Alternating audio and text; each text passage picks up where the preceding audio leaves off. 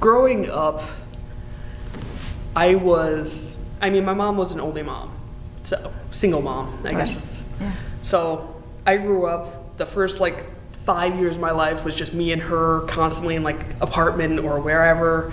Then she got married, remarried, and then they divorced a few years later. Not that I really cared anyways, because he was taking up her time. So like I was always really, really attached to my mom, to the point, like it was bad. Like it was to an unhealthy extent, it turns out, because afterwards you're left with like, well, who am I? Because even going out to restaurants, I'd be like, well, I'd like a cheeseburger, and then they'd be like, well, how would you like it done? So I would just look to my mom, and she'd be like, she wants it medium well. So, I mean, that was our relationship. Like, I was really close to her. She inspired me, like, she was the reason I did things. Like, she was the reason I got up. She was the reason I went to school. She was, like, I had these Sweet 16 planned, like, they were for her because she liked that kind of stuff. Like, she's like, I want to give you one of these parties. Like, okay. She was a reason I wanted to graduate, and, like, when she was gone, it was like, well, what reason do I have to do anything? I mean, I had the same problem when I was coming here, because then it was my grandfather dropping me off at school and leaving. I was like, oh my God, what am I gonna do with my life? How am I gonna get up in the morning?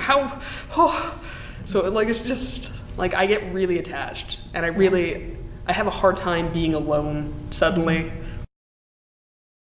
So I actually remember the exact day when like I started liking writing, because I hated school a lot in middle school and had issues with teachers all the time. But one time we had the assignment to write a fable, and we had to like draw a picture for it. And I wrote this fable, and I handed it in. Like, I didn't do homework too often, but I did this one, and I handed it in to her. And she's like, yeah, I'm gonna read you the best fable I got, and it was mine. And I was like, oh my God. And like, everybody liked it, and after that, like, I just started writing all the time.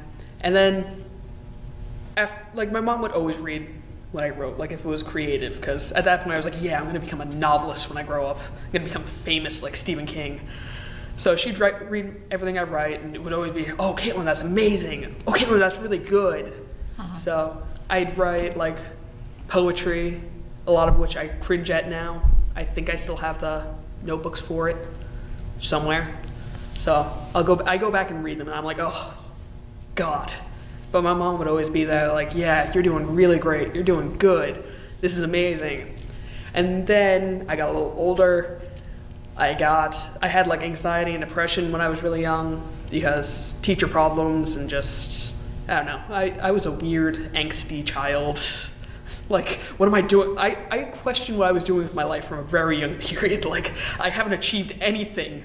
I haven't finished a book yet. And that's me at like 11. And that's just silly. But yeah, so I was like always really hard on myself. So, I mean, you have these really dark poems coming from me. I actually got scared out of like a writing club in high school because they were like, oh, that's really intense. So I was like, nope, not staying here. So, but my mom would always read it. Like, I just write, and she'd read them. And I wrote one basically about like, oh, this is what it feels like to be like suicidal, but not actually going through it. And she read it and she sobbed and like, she was freaked out at the same time, but she was like, it's really good though. And yes, so I wrote a lot of really angsty stuff back then, but she liked it. So, I mean, that really inspired me to keep going. And there was after that, like, I kept doing it, and then my teachers were like, yeah, you know what, you can keep doing this. And then I got to college, and I was like, no, maybe not. But then I was like, oh wait, I can. So, I mean, a lot of it is thanks to my mom.